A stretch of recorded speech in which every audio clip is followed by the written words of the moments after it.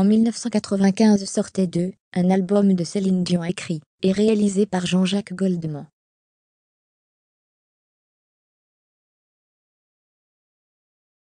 Invité de C'est à vous, Eric Banzi, producteur, s'est confié sur la conception de cet opus, qui reste à ce jour l'album francophone le plus vendu au monde.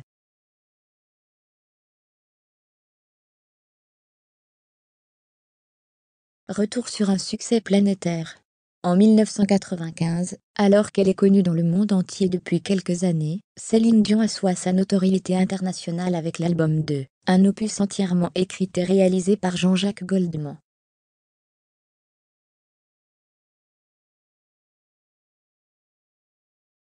Parmi les titres les plus connus, le fameux Pour que tu m'aimes encore, Je sais pas, mais aussi Destin et J'irai où tu iras.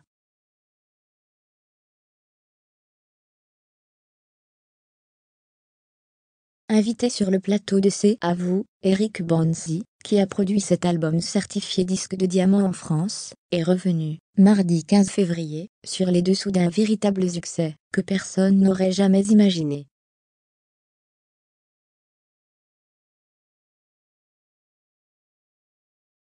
Quand j'ai reçu la première maquette de Jean-Jacques sur Pour que tu m'aimes encore, je me suis dit, c'est sympa, c'est mignon.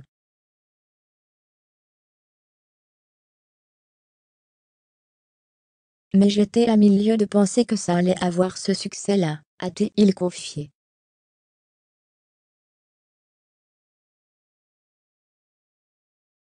Céline Dion quant à elle, a été tout de suite emballée par cet album, et aurait même beaucoup pleuré, avec son mari René Angélil à l'écoute de plusieurs titres, parmi lesquels certains semblent l'avoir touchée au point qu'elle fasse une demande quelque peu étonnante à son producteur.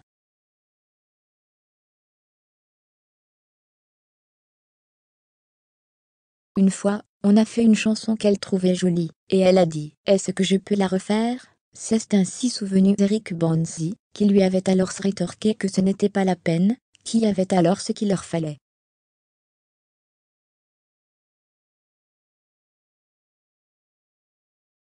Non mais je voudrais la refaire, parce que je ne la rechanterai plus jamais, avait alors répondu la chanteuse, qui faisait alors référence au fait que certains titres sur un album ne sont pas tous chantés sur scène.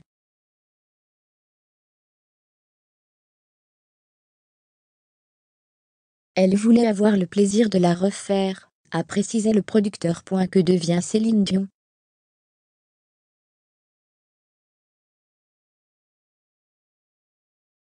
De touchantes confidences à propos de Céline Dion, qui se fait discrète depuis plusieurs mois, tandis qu'elle a récemment annulé sa tournée en Amérique du Nord, après plusieurs reports.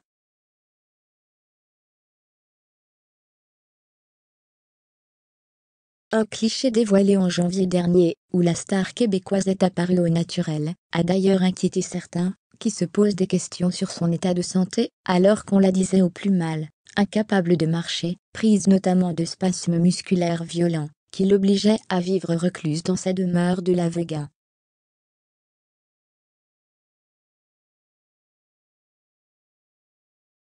Pourtant, alors qu'elle est il y a peu de temps sortie du silence, pour rendre un hommage poignant à l'occasion des 6 ans de la mort de son mari, mort des suites d'un cancer de la gorge,